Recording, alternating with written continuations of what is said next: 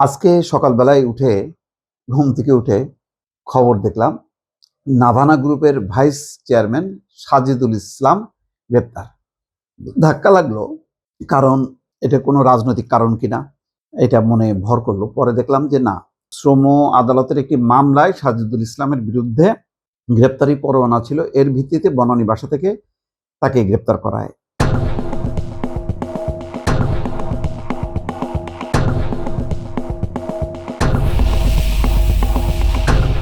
যাই হোক, তাকে গ্রেপ্তার করার পর তাকে জামিনে মুক্ত করা হয়েছে। এটা একটা ভালো জিনিস। খেয়াল রাখা দরকার, আমাদের এমনিতেই অর্থনীতির অবস্থা অত্যন্ত নাজুক। অর্থনীতির যারা চালায় বাংলাদেশে ব্যবসা বাণিজ্য বিনিয়োগের হাতে গোনা অল্প কিছু লোকজন, তাদের একটা প্রোটেকশন দরকার। অনিশ্চয়তা, একটা রাজনীতির কারণে শেখ হাসিনা সবার অবস্থাই একদম টলটলায়মান করে ফেলছে। এমন একটা অবস্থা তৈরি করছিল যে শেখ হাসিনার ডেরায় না গেলে সে হচ্ছে বিএনপি, সে হচ্ছে জামাত।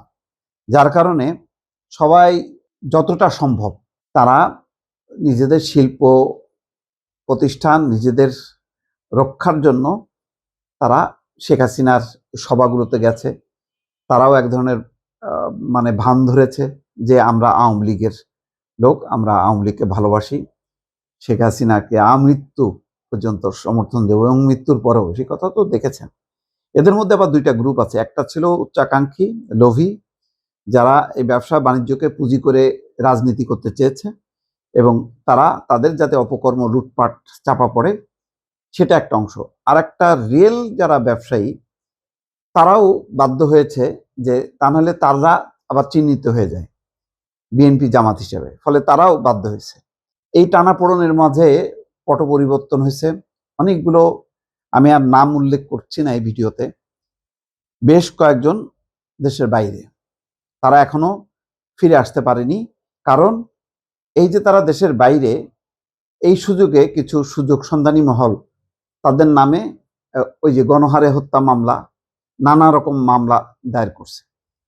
কারণ তারা না আসতে পারলে তাদের শিল্প প্রতিষ্ঠান ব্যবসা বাণিজ্যকে তারা লুটপাট করতে পারে এবং তাদের কাছ থেকে নানাভাবে ভয় ভীতি দিয়ে চাঁদা দাবি করতে পারে। এবং এটা হয়েছে। আমি এটা আমার কাছে একেবারে টু দ্য পয়েন্ট তথ্য আছে, সেগুলি বললে অনেকে বিব্রত হবে, আমি এটা বিব্রত করতে চাই না। এটার ফলে হয়েছে কি, বড় বড় যারা বাংলাদেশের শিল্পপতি বা ধনী লোকজন, গণহারে সবাই আতঙ্কগ্রস্ত এবং তার প্রভাব পড়ছে কিন্তু এখানে। এবং অনেকে মনে করছে যে বাংলাদেশের টাকা পয়সা হওয়া মানে একটা হলো বিপদ। সুতরাং তারা একটা ছোট অংশ এখানে রেখে অধিকাংশ টাকাটা তারা দেশের বাইরে বিদেশি বিনিয়োগকারী হিসেবে তারা আবির্ভূত হয়। এই যে দেখেন না, সুইস ব্যাংকে টাকা বাড়ে, কি কারণে বাড়ে? বাড়ে এই কারণে, যাদেরই টাকা হয় তারা মনে করে যে বাইরে যে আমি ব্যবসা বাণিজ্য করে সেখানে আমি ভবিষ্যৎ করি, কারণ বাংলাদেশে কখন কোন বিপদ হয়। বললাম এই কারণে, এই যে নাভানা গ্রুপের ভাইস চেয়ারম্যান সাজিদুল ইসলামকে গ্রেপ্তার করা মানে কি, এই জায়গায় আপনি ধাক্কা দিচ্ছেন ওই যারা শিল্পপতি বা ধনপতি ব্যবসায়ী, বড় বড় ব্যবসায়ী, তারাও কিন্তু আতঙ্কগ্রস্ত হয়ে যাচ্ছে।